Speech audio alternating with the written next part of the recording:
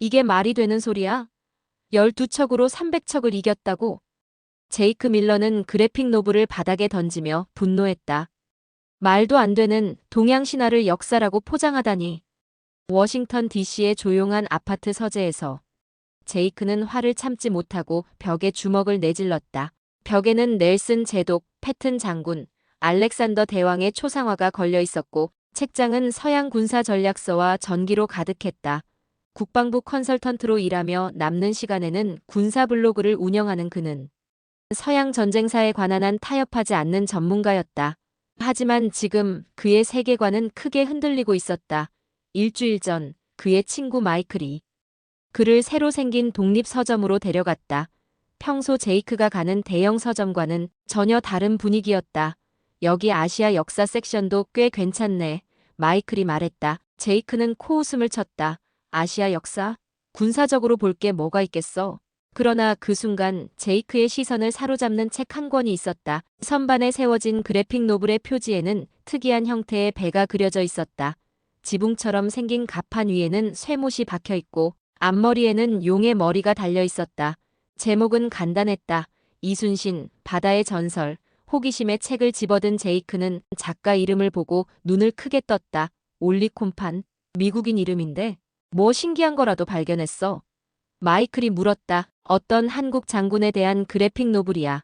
미국인이 그린 것 같은데 제이크는 책을 뒤적이며 대답했다. 동양에도 이런 전쟁 영웅이 있었어?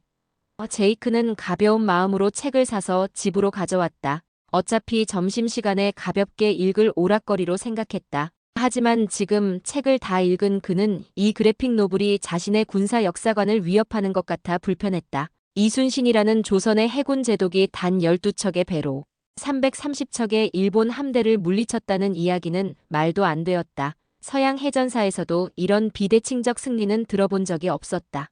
허구일 거야. Hey guys, I love Yusuf Shin. I love Yi Shu Shin. I love Isun Shin. I love Yi Su Shin. I love Yi Su Shin. I love Yi Su Shin. I love Yi Su Shin. I love Yi Su Shin. I love Yi Sun Shin. I love Yusuf Shin. I love Yi Sun Shin. I love Yi Su Shin. I love Yi Su Shin. I love Yusuf Shin. I love Yusuf Shin. 그 전에 잠깐.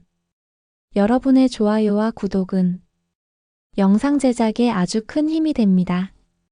그럼 바로 시작하겠습니다. 그는 중얼거리며 바닥에 떨어진 책을 집어들었다. 그런데 마지막 페이지에 작가의 말이 눈에 들어왔다. 이 작품은 철저한 역사적 사실에 기반하여 제작되었습니다. 이순신 장군의 업적은 과장이 아닌 실제 역사입니다. 그리고 그 아래에는 미국 해군사관학교에서 이순신의 전술을 교육 자료로 사용한다는 언급이 있었다. 제이크는 의심스러운 눈으로 책을 다시 펼쳤다. 그리고 이순신의 명언이라는 구절이 눈에 들어왔다. 필사즉생, 필생즉사. 죽기를 각오하면 살고 살기를 도모하면 죽는다. 이 말에 제이크는 묘한 감정을 느꼈다. 그는 다시 컴퓨터 앞에 앉아 검색창에 이순신을 입력했다.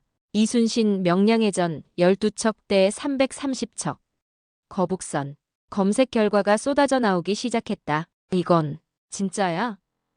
그의 목소리는 점점 작아졌다. 미국 해군 공식 사이트에서도 이순신을 언급하고 있었다. 해군사관학교의 교육과정에 이순신의 전술이 포함되어 있다는 사실이 확인되었다. 여러 군사 역사 포럼에서도 이순신은 역사상 가장 위대한 해군 지휘관 중 하나로 자주 언급되고 있었다. 제이크는 더 깊이 파고들었다.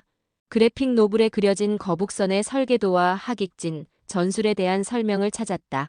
특히 하객진 전술새의 날개 모양으로 배를 배치해 적을 포위하는 전술에 대한 설명을 읽으며 그는 점점 감탄하기 시작했다. 이건 서양 해군 전술서에서는 볼 수 없는 것인데.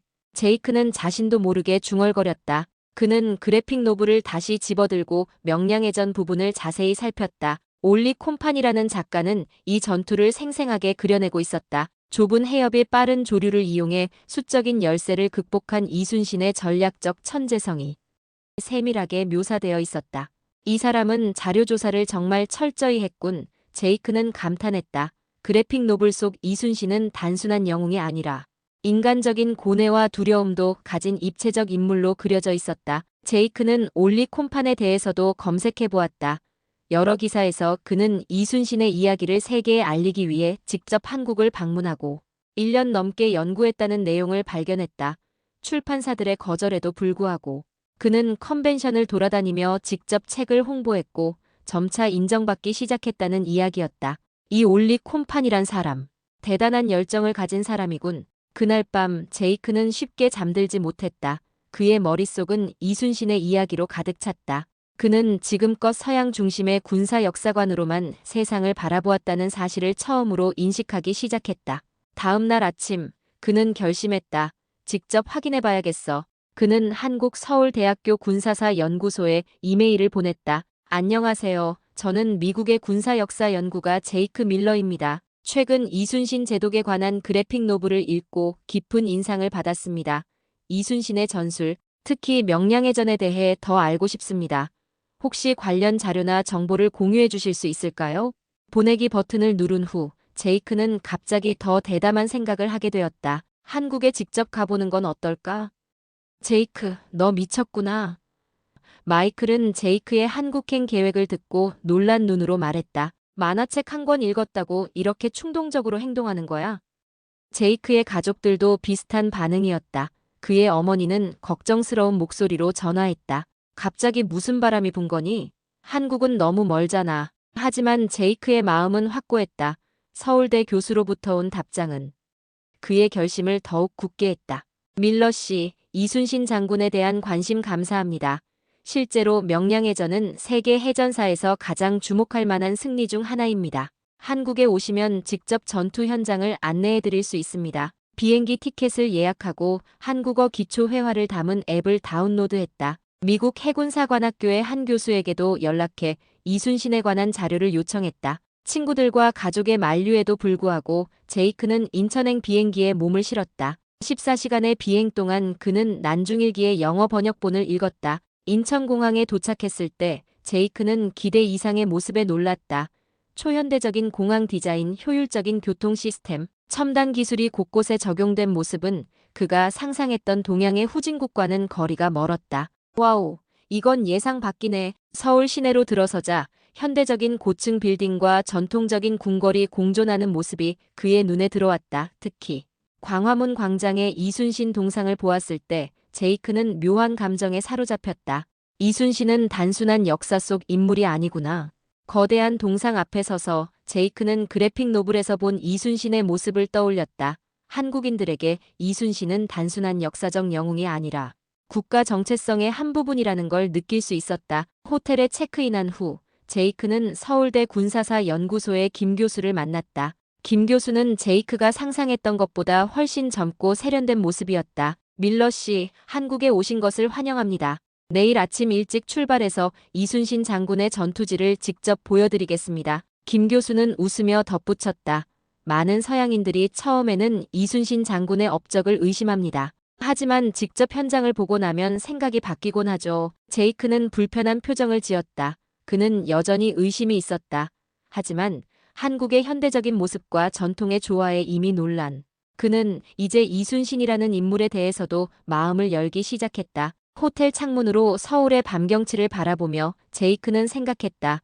내일이면 진실을 알게 되겠지. 제이크와 김 교수는 한산도로 향하는 열차에 올랐다. 창밖으로 펼쳐지는 한국의 산과 들, 그리고 바다는 제이크에게 신선한 경험이었다. 한산도 해전은 이순신 장군의 가장 뛰어난 전술적 승리 중 하나입니다. 김 교수가 설명했다. 하객진 전술을 완벽하게 구사한 전투죠. 열차는 통영에 도착했고 이어서 그들은 배를 타고 한산도로 향했다.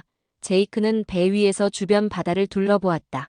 여러 작은 섬들 사이로 좁은 수로가 있었다. 이건 지형이 정말 특이하네요. 김 교수는 미소를 지었다. 바로 그겁니다. 밀러 씨. 이순신 장군은 이런 지형을 전략적으로 활용했죠.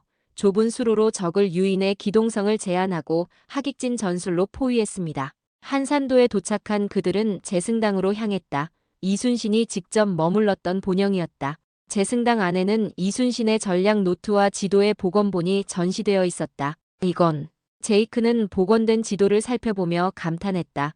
현대 해군 전략가도 이렇게 세밀하게 분석하기 힘들 텐데요.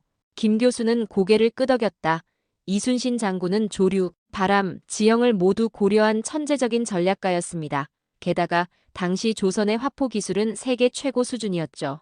제이크는 그래픽 노블에서 본 장면들이 실제 역사적 사실에 기반했다는 것을 점점 실감하기 시작했다. 특히 이순신이 사용한 전술들은 서양의 전통적인 해전 이론으로는 설명하기 어려운 독창적인 것들이었다. 이건 단순한 무력의 싸움이 아니었군요. 제이크는 중얼거렸다. 김 교수는 고개를 끄덕였다. 맞습니다. 이순신 장군은 수적 열세, 물자 부족, 심지어 내부 정치적 반대까지 극복해야 했죠. 그가 싸운 건 단순히 일본 함대가 아니라 당대의 모든 역경이었습니다. 이어서 그들은 통영의 이순신 공원으로 이동했다. 거기에는 실물 크기의 거북선 복원품이 전시되어 있었다. 이게 바로 거북선입니다. 김 교수가 자랑스럽게 말했다. 세계 최초의 장갑함이죠. 제이크는 거북선 주위를 천천히 돌았다. 지붕 부분에는 쇠못이 박혀 있고 용머리 모양의 선수에는 대포가 장착되어 있었다. 내부에는 노를 젓는 공간과 화포를 운용하는 공간이 효율적으로 배치되어 있었다. 이런 설계를 16세기에 제이크는 더 이상 의심을 숨기지 못했다. 이건 그 시대 서양 선박보다 훨씬 발전된 모습인데요. 김 교수는 미소 지었다. 이제 이해하기 시작하셨군요. 이순신 장군의 위대함은 단순히 전투에서 이긴 것이 아닙니다. 한정된 자원으로 혁신적인 해결책을 찾아낸 창의성에 있습니다. 저녁이 되어 그들은 통영의 한 식당에서 해산물을 먹으며 이야기를 나눴다. 제이크는 점점 자신의 서양 중심적 역사관에 의문을 품기 시작했다. 교수님, 솔직히 말하면 저는 이순신이 그저 과장된 민족 영웅이라고 생각했습니다. 하지만 오늘 본 것들은 정말 놀랍네요. 김 교수는 고개를 끄덕였다. 많은 서양인들이 그렇게 생각합니다. 하지만 밀러 씨, 이순신 장군의 진정한 위대함은 내일 명량에 가면 더 확실히 느끼실 겁니다. 인간 이순신과 마주하다. 다음 날 아침, 제이크와 김 교수는 명량해협으로 향했다. 버스 안에서 김 교수는 제이크에게 영어로 번역된 난중일기 사본을 건넸다. 이건 이순신 장군이 직접 쓴 전쟁 일기입니다. 전장에서의 고민, 두려움, 결단의 순간을 생생하게 기록했죠. 제이크는 버스 창밖의 풍경을 보며 난중일기를 읽기 시작했다. 곧 그는 완전히 책에 빠져들었다. 1597년 9월 15일. 오늘 나는 12척의 배로 울돌목에서 적을 맞이할 것이다. 내 죽음이 나라를 구할 수 있다면 나는 2번 죽음을 맞이할 것이다. 제이크는 이순신의 내면적 고뇌와 결단을 읽으며 눈시울이 붉어졌다. 이순신은 단순한 군인이 아니라 깊은 인간적 고뇌를 가진 지도자였다. 특히 그가 부하들을 잃었을 때의 슬픔과 자책감은 너무나 생생했다. 그는 모든 전투 전에 이렇게 일기를 썼나요? 제이크가 물었다. 김 교수는 고개를 끄덕였다. 네, 그리고 전투 후에도요. 이순신 장군의 일기에는 전략과 전술만이 아니라 인간적인 고뇌와 철학이 담겨 있습니다. 명량해협에 도착했을 때 제이크는 즉시 그 지형의 특수성을 알아차렸다. 좁은 해협에는 빠른 조류가 흐르고 있었다. 이 해협의 물살은 하루에 2번 방향이 바뀝니다. 김 교수가 설명했다. 이순신 장군은 이 조류의 패턴을 완벽히 파악하고 있었죠. 제이크는 해협을 바라보며 상상했다. 330척의 일본 함대가 이 좁은 해협으로 밀려들어오고 12척의 조선 함대가 그들을 기다리고 있는 모습을. 이순신은 이곳에서 어떻게 싸웠나요? 김 교수는 미소 지었다. 그는 일본 함대를 이 해협으로 유인했습니다. 일본 함대가 조류에 휩쓸려 대형이 무너지기 시작하자 이순신 장군은 집중 공격을 명령했죠. 적의 대장선을 노리는 전략이었습니다. 그들은 울돌목의 바다를 내려다보는 전망대에 올라갔다. 제이크는 그곳에서 난중일기의 마지막 부분을 읽었다. 나라가 위태로울 때 신화된 자의 죽음은 가볍다. 내가 죽어도 12척의 배는 남아있을 것이다. 제이크의 눈에서 눈물이 흘렀다. 이순신은 자신이 죽을 것을 알면서도 이 전투에 임했군요. 김 교수는 고개를 끄덕였다. 그는 필사즉생 필생즉사라는 말을 남겼습니다. 죽기를 각오하면 살고 살기를 도모하면 죽는다. 이것이 이순신 장군의 삶의 철학이었습니다. 제이크는 그제서야 이 말의 진정한 의미를 깨달았다.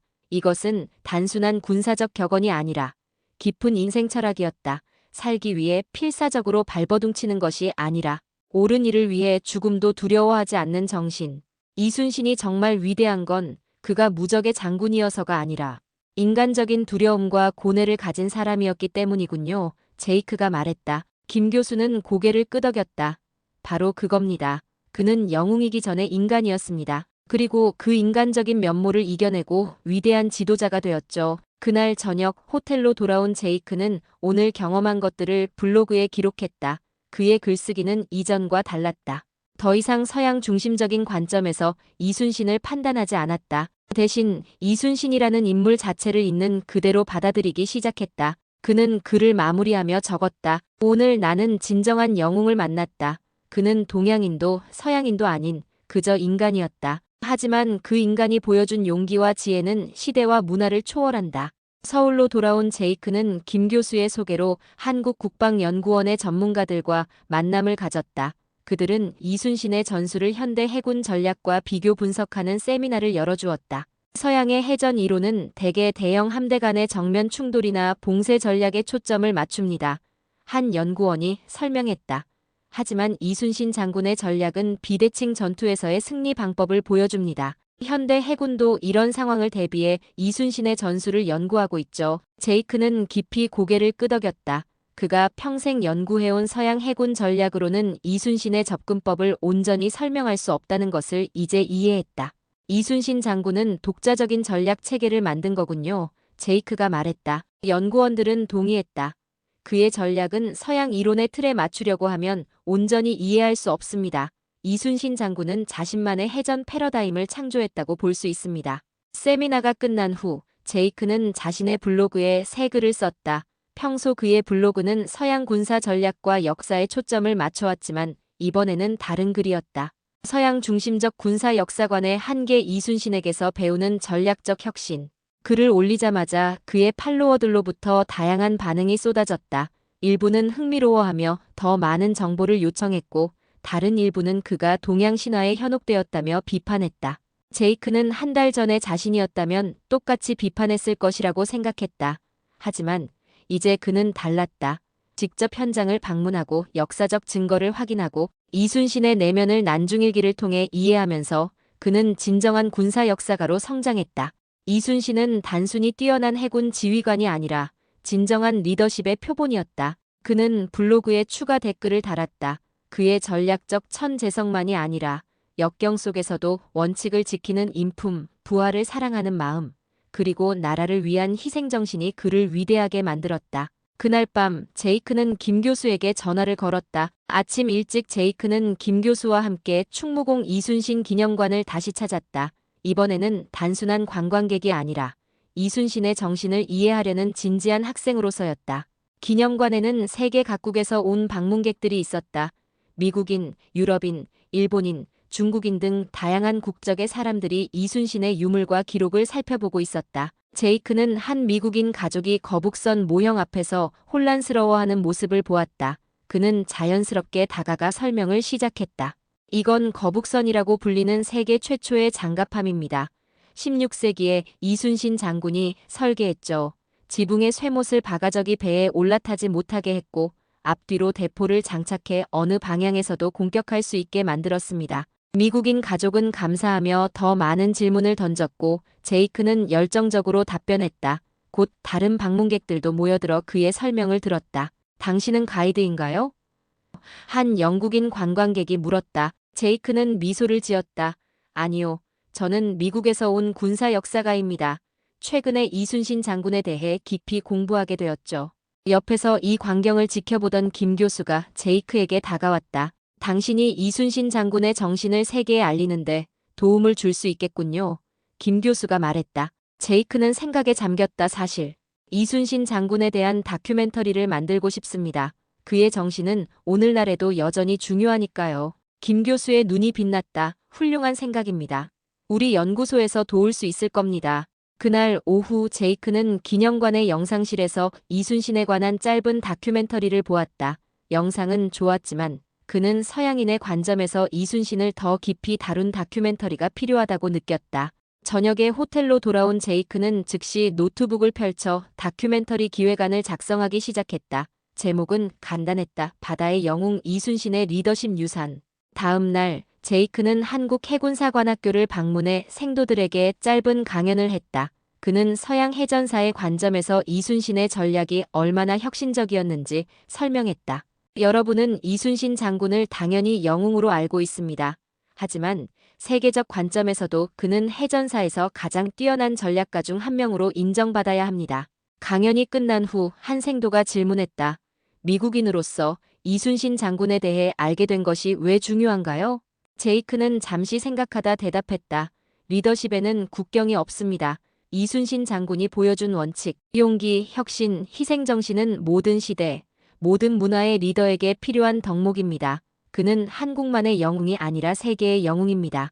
귀국을 앞둔 마지막 날, 제이크는 김 교수와 함께 서울의 한 카페에 앉아 향후 계획을 논의했다. 미국에 돌아가면 이순신 장군에 대한 강연 투어를 시작할 겁니다. 군사 아카데미, 대학교, 역사 포럼 등에서요. 그리고 다큐멘터리 제작도 진행할 것입니다. 김 교수는 고개를 끄덕였다. 우리도 자료와 인터뷰로 도울 수 있습니다. 이순신 장군의 정신이 세계에 알려지는 것은 매우 중요한 일이죠. 비행기를 타기 전 제이크는 광화문 광장의 이순신 동상 앞에 다시 섰다. 그는 그래픽 노블을 꺼내 들었다. 한 달 전 단순한 호기심으로 집어든 그 책이 이제는 그의 인생을 바꿔놓았다. 미국 워싱턴 DC의 아파트로 돌아온 제이크는 마치 다른 사람이 된 것 같았다. 한 달 전에 그는 서양 군사 역사만이 중요하다고 굳게 믿고 있었다. 하지만 이제 그의 벽에는 이순신의 초상화가 넬슨 제독과 나란히 걸려 있었다. 귀국 첫날, 그는 자신이 운영하는 군사 역사 블로그에 새 글을 올렸다. 내가 몰랐던 진짜 영웅, 이순신. 글은 시작부터 솔직했다. 나는 평생 서양 군사 역사만이 중요하다고 믿었다. 이순신이라는 한국 장군의 그래픽 노블을 처음 접했을 때 나는 그것을 과장된 민족 신화라고 무시했다. 하지만 직접 한국을 방문하고 역사적 증거를 확인하고 전투 현장을 둘러본 후 나는 내 무지와 편견을 인정할 수밖에 없었다. 이순신은 역사상 가장 위대한 해군 지휘관 중 한 명이다. 그리고 그의 리더십은 오늘날 우리 모두가 배워야 할 가치가 있다. 글은 빠르게 퍼졌다. 많은 군사 역사 포럼에서 논쟁이 벌어졌고 유명 군사 잡지에서는 그에게 이순신에 대한 특집 기사를 써달라는 요청이 왔다. 2주 후 제이크는 미국 해군사관학교에서 첫 강연을 했다. 강당은 생도들과 교수들로 가득 찼다. 오늘 저는 여러분에게 역사상 가장 위대한 해군 지휘관 중 한 명을 소개하려 합니다. 제이크는 강연을 시작했다. 그의 이름은 이순신입니다. 강연은 큰 성공이었다. 질문 시간이 예정보다 2배나 길어졌고 많은 생도들이 개인적으로 더 많은 정보를 요청했다. 해군사관학교의 한 교수는 제이크에게 다가와 말했다. 이순신의 전술은 우리 교육과정에 일부 포함되어 있지만 당신처럼 그의 리더십 철학까지 깊이 다룬 접근은 처음입니다. 정규 강의로 발전시킬 수 있을 것 같군요. 제이크의 강연 투어는 계속되었다. 웨스트포인트, 조지타운 대학교, 여러 역사 포럼과 군사회의에서 그는 이순신의 이야기를 전했다. 동시에 그는 리더십의 표본 이순신의 전략과 철학이라는 책을 집필하기 시작했다. 그의 노력은 점차 성과를 거두었다. 군사 역사 커뮤니티에서 이순신에 대한 관심이 증가했고 여러 대학에서 이순신의 전략을 연구하는 세미나가 열리기 시작했다. 한편 올리콤판의 이순신 그래픽 노블은 제이크의 홍보로 인해 새로운 독자들을 끌어모았다. 제이크는 자신의 강연에서 항상 이 그래픽 노블을 소개했고 마침내 한 대형 출판사가 올리의 작품에 관심을 보였다. 6개월 후 제이크의 다큐멘터리 바다의 영웅 이순신이 완성되었다. 다큐멘터리는 처음에는 역사 채널의 특별 프로그램으로 방영되었지만 좋은 반응에 힘입어 넷플릭스에서도 스트리밍되기 시작했다. 다큐멘터리의 성공 이후 제이크는 한국에서 특별한 초대를 받았다. 대한민국 해군은 그에게 이순신 장군 탄신일 기념 행사에 연사로 참여해달라고 요청했다. 그는 기쁘게 수락했다. 한국에 다시 도착한 제이크는 김 교수와 재회했다. 당신의 노력이 놀라운 변화를 일으키고 있습니다. 김 교수가 말했다. 미국에서 이순신 장군에 대한 관심이 크게 증가했고 심지어 할리우드에서 이순신 영화를 만들고 싶어하는 제작자들도 있다고 들었습니다. 제이크는 겸손하게 미소 지었다. 저는 단지 진실을 전할 뿐입니다. 이순신 장군의 이야기는 그 자체로 충분히 강력하니까요. 미국으로 돌아가기 전날 밤 제이크는 호텔 방에서 그래픽 노블을 다시 꺼내 들었다. 표지의 거북선, 이순신의 초상화, 명량해전의 장면들. 이 작은 책이 그의 인생을 완전히 바꿔놓았다. 이 작은 책이 내 인생을 바꿨다. 그는 미소 지으며 중얼거렸다. 그는 올리 콤판에게 감사 이메일을 썼다. 당신의 그래픽 노블이 제 인생을 바꿨습니다. 이순신 장군의 이야기를 세계에 알리는 당신의 미션에 저도 동참하고 있습니다. 함께 이순신 장군을 진정한 글로벌 히어로로 만들어갔으면 합니다. 미국으로 돌아가는 비행기에서 제이크는 창밖을 내다보며 생각에 잠겼다.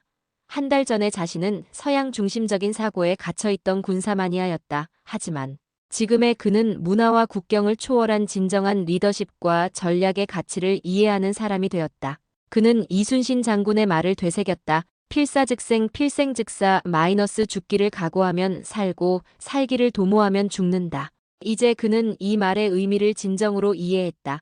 이것은 단순한 전투의 전략이 아니라 삶의 철학이었다. 자신의 편안함과 기존 믿음을 기꺼이 버리고 진실을 추구할 때 비로소 진정한 성장이 가능하다는 것을. 이순신의 정신은 이제 그를 통해 서양 세계로 퍼져나가고 있었다. 그리고 이것은 시작에 불과했다. 네. 오늘 사연은 여기까지입니다. 충무공 이순신 장군님 너무너무 존경합니다. 재미있게 보셨다면 구독과 좋아요로 응원해주세요.